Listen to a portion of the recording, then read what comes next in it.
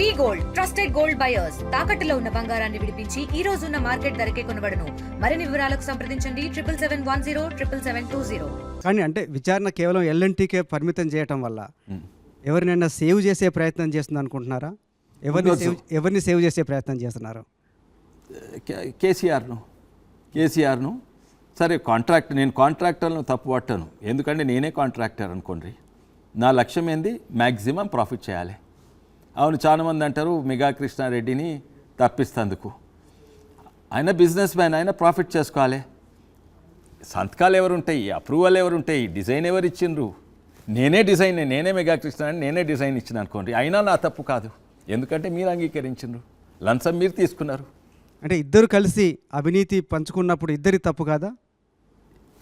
Contractor ప్రభుత్వం goals ఏంది? ప్రజాస్వామ్యం కాపాడాలి, తెలంగాణ అభివృద్ధి చేయాలి. కాంట్రాక్టర్ గోల్ ఏంది? నేను మ్యాక్సిమం ప్రాఫిట్ చేసుకోవాలి, అంతే కదా.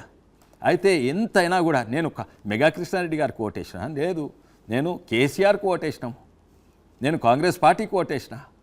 అయితే వాళ్ళని తప్పు పట్టొచ్చు ఇంతో అంతో, కానీ అది ఇన్కమ్ ట్యాక్స్ వాటిని రాజకీయంగా నేను వాళ్ళని తప్పు పట్టను.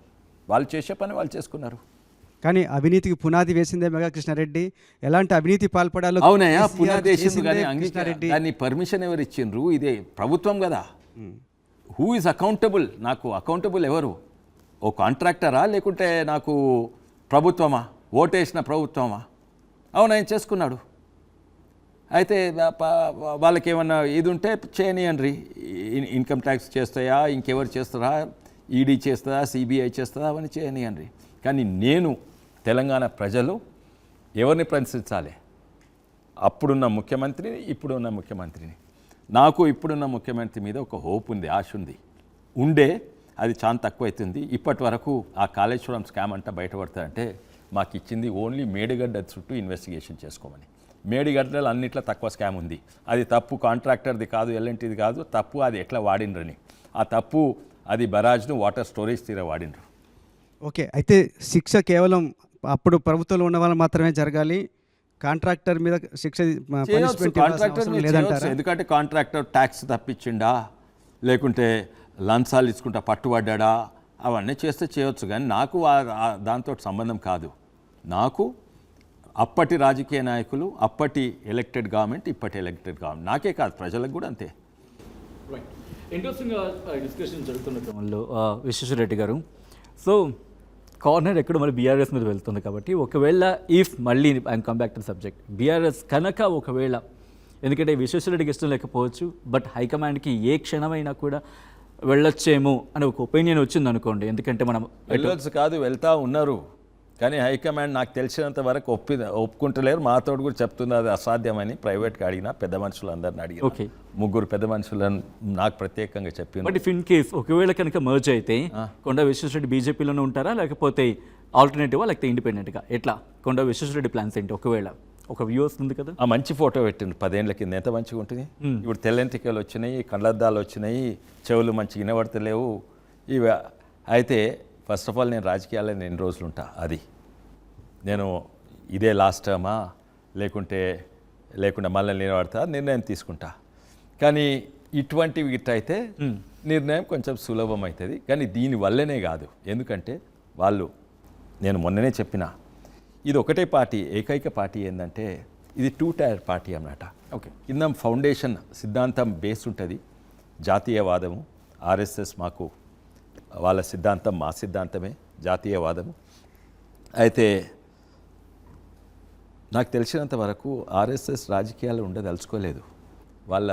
వాళ్ళకి ఏంటంటే ప్రతి భారతదేశం పార్టీ, పొలిటికల్ పార్టీ ఉంటే అందరికీ జాతీయవాదం ఉండాలి, అంతే కదా. నువ్వు కాంగ్రెస్ ఉండేది, కమ్యూనిస్ట్ ఉండేది, టీఆర్ఎస్ ఉండేది, మీకు దేశం మీద ప్రేమ ఉండాలి. ఇండియన్ పొలిటికల్ పార్టీ అంటే మన దేశం మీద ప్రేమ ఉండాలి. అయితే నాకు తెలిసినంత వరకు చెప్పింది ఏంటంటే వాళ్ళు కాంగ్రెస్ కూడా జాతీయవాదం ఉంటే మేము అసలు బీజేపీ అవసరమే లేకుండే. కానీ చాలా కమ్యూనిస్ట్కి అయితే లేదు. వాళ్ళు చైనానో లేకుంటే రష్యాను పాటించేది. అయితే అయితే బీజేపీలో ఉంటే ఇది ఒక పొలిటికల్, ఇది ప్రజల గుండెలు ఉంటే సరిపోదు, అది ఒక పొలిటికల్ వాయిస్ ఉండాలి, పొలిటికల్ ఫోర్స్ ఉండాలి. అది కాంగ్రెస్ అయితే సంతోషం, బీజేపీ అవసరమే లేదు. కాంగ్రెస్కి ఆ జాతీయవాదం లేదనే మేము పార్టీ మీరు అన్నారు, అయితే discussions ఒక్క నిమిషం అయితే మేము మా లక్ష్యం ఏంది, జాతీయవాదం గుండెలు ఉంటుంది కానీ రేపు ఎలక్షన్లో నిలబడాలి, గెలవాలి. పొలిటికల్ పార్టీ అంటే అదే లక్ష్యం కదా.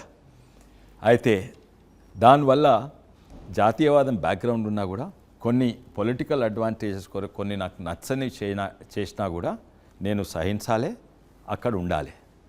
కానీ నాకు తెలిసినంత వరకు ఇదైతే అసాధ్యం. ఏది మీరు చెప్తున్నది ఓకే, వేరేవి సాధ్యమవుతుండదు. నాకు ఇష్టం లేకుండొచ్చు, లల్లూ ప్రసాద్ అంటే ఇష్టం లేకుండొచ్చు, కానీ లల్లూ ప్రసాద్ తోటి పొత్తు పెట్టుకోవాలని పెట్టుకుంటే బహుశా కోపంతో నేను వెళ్ళిపోను. కానీ ఇది అసాధ్యము, దాని గురించి డిస్కస్ చేయని అవసరం లేదు. ఏది ఓకే, టీఆర్ఎస్ బీఆర్ఎస్ తోటి. ఓకే, బట్ అంటే మేబీ కంక్లూజన్కి వచ్చేద్దాం.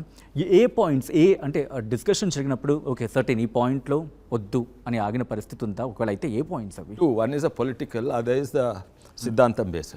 నేను రాజకీయాలు ఎందుకు జాయిన్ అయినా, నేను జాయిన్ కాను అంటే మా తాత కూడా చెప్పిండు, ఆయన కూడా చెప్పిండు, రాజకీయాలు వేస్ట్ రా, జాయిన్ కాకు, దేశ ప్రేమ ఉంటే ఇంజనీర్ కా, మంచి పనులు చేసుకో, దేశానికి సేవ చేయవచ్చు. కవితకు సంబంధించిన విషయం ఇందాక మన వాళ్ళు అడుగు, కవిత ఒక్కరే కాదు, రాజాసింగ్ కూడా అడిగారు. మొన్న పార్టీలో చేరినటువంటి గువ్వల బాలరాజు ఎమ్మెల్యే, మాజీ ఎమ్మెల్యే గువ్వల బాలరాజు కూడా బీజేపీ బీఆర్ఎస్ ఒక్కటవుతుందని ముందు జాగ్రత్తగా నేను పార్టీలోకి వచ్చాను, ఇంకా చాలామంది ఉన్నారని చెప్పి ఒక ఆడియో రికార్డ్ అనేది కూడా వైరల్ అవుతుంది. దానికి సంబంధించి ఇంకొకటి ఏంటంటే కవిత వెనకాల బీజేపీ నేతలే ఉన్నారు, బీజేపీని నడిపిస్తుందని అంటారు. ఇవన్నిటిని చూసుకుంటే బీజేపీలో గోల బాలరాజు ఆయన మాటలు నమ్మనవసరం లేదు. ఆయన వంకలు చెప్పాలి, అది ఇడిచిపెట్టి ఎట్లా వస్తాడు? ఆ పార్టీ ఏదో వంకలు చెప్పాలి. ఆయన చెప్పిండు, ఆయన్నే అసలుకి ఎందుకు వచ్చిండో నాకు తెలియదు, ఎవరు తీసుకున్నారో. ఆయననే మా బిఎల్ సంతోష్ని అవమానపరిచిండు. ఆయన వల్లనే మేము మున్గోడు ఎలక్షన్స్ ఓడిపోయినాము. అటువంటి నేను తీసుకున్నారు. సరే తీసుకొని మన్నించు, తప్పులు అందరు చేస్తారు, నేను కూడా చేస్తాను తప్పులు.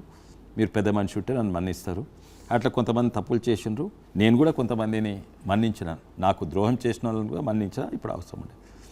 అయితే ఆయన చెప్పింది, ఆయన ఏదో ఎక్స్క్యూజ్ ఇవ్వాలి ఎందుకు బయటకు వచ్చిందని ఇచ్చిండొచ్చు. నాకు ఎవరేమైనా కూడా నాకైతే స్పష్టంగా తెలుసు, మోడీ గారు అంగీకరించరు, నడ్డా గారు, అమిత్ షా గారు అంగీకరించరు. అదే కిషన్ రెడ్డి గారు చెప్తారు, లక్ష్మణ్ చెప్తాడు, బండి సంజయ్ చెప్తాడు, ఇప్పుడు రామచంద్రరావు కూడా అదే చెప్తారు. మీరు అడగండి ప్రశ్న, వాళ్ళని ఇదే ప్రశ్న అడగండి, సాధ్యమా అసాధ్యమా అంటే వాళ్ళు అసాధ్యం అంటారు. ఎవరన్నా ఈ నలుగుట్ల సాధ్యమని అన్నారా? నాకు తెలిసినంత వరకు అనలేదు. ఏ మీడియా ఛానల్లో కూడా సార్. కానీ ఈ నలుగురు ఇందాక చెప్పిన పేర్లు ఏవైతే ఉన్నాయో వాళ్ళకి తెలియకుండా జాయినింగ్ జరుగుతుందంటే అసలు వాళ్ళకి తెలియకుండా జాయినింగే జరగదు, పార్టీలో ఏ డిసిషన్ కాదనేది కూడా ఒక చర్చ మీ పార్టీ కార్యకర్తలే చెప్తున్నారు. గువ్వలను తీసుకోవడం వెనుకున్నప్పుడు ఆంతర్యం ఏమని మీరు అనుకుంటున్నారు సార్ పార్టీకి సంబంధించి? ఎందుకంటే ఇందాక BL Santosh farm house case చూసాం, మీకు దానికి కొన్ని కారణాలు ఇచ్చిండ్రు, నేను ఇక్కడ చెప్పలేను. ఓ స్ట్రాటజీ ఉందని చెప్పిండ్రు, నేను ఇక్కడ మీతో పబ్లిక్లో చెప్పలేను, అది తర్వాత చెప్తాను. అది నేను అడిగిన ఎవరైతే పార్టీని అవమానించిండ్రో వాళ్ళ వల్లనే, అంటే ఆయన ఉండే కదా రోహిత్ రెడ్డి గ్యాంగ్లా, ఆ డ్రగ్స్ గ్యాంగ్, దాంట్లో తిరిగిండు. అయితే అదే గ్యాంగ్లు ఉండే కదా ఈయన, అదే ఫామ్ హౌస్కు. అయితే నేను అడిగిన ఎట్లా తీసుకుని, నన్ను ఆయన నాకు మంచి తెలుసు, గోవల్ బాలరాజు నాతో మంచిగా ఉంటాడు, చదువుకైనా లాయర్, లా చదువుకున్నాడు, టీఆర్ఎస్ పార్టీలా అంత చిల్లర్ మనిషి ఏం కాదు, రీజనబుల్ స్టాండర్డ్. కానీ అందులో అదేంది పోచ్ గేట్ అంటారా దాన్ని, ఆ స్కామ్ను poach gate, MLA poach gate ఎంత అవమానపరిచిండ్రు మా సీనియర్ మోస్ట్ నాయకుడు బిఎల్ సంతోష్ని. అండ్ దానివల్ల మనం మున్గోడు ఎంత 10,000 ఓట్లు ఓడిపోయినా 5,000 ఓట్లు ఇటు వస్తుండే, మేము గెలుస్తుంటిమి, చరిత్ర మారుతుండే. మున్గోడు గెలిస్తే ఇది కూడా గెలుస్తుంటిమి. ఎట్లా తీసుకుంటారని అడిగితే 1-2 కారణాలు చెప్పిండ్రు. నేను ఇప్పుడు చెప్పగలను, తర్వాత చెప్తాను. తెలుగులో న్యూస్ కి ఫాస్టెస్ట్ యాప్ ఇప్పుడు టోటలీ న్యూ అవతార్లో జస్ట్ 5 seconds లో కంప్లీట్ న్యూస్. సోషల్ మీడియాలో ట్రెండ్స్ కి one stop solution. Live TV app voice search option తో ఇప్పుడే డౌన్లోడ్ చేయండి లేదా అప్డేట్ అయిపోండి. యాప్ లింక్ డిస్క్రిప్షన్ లో ఉంది.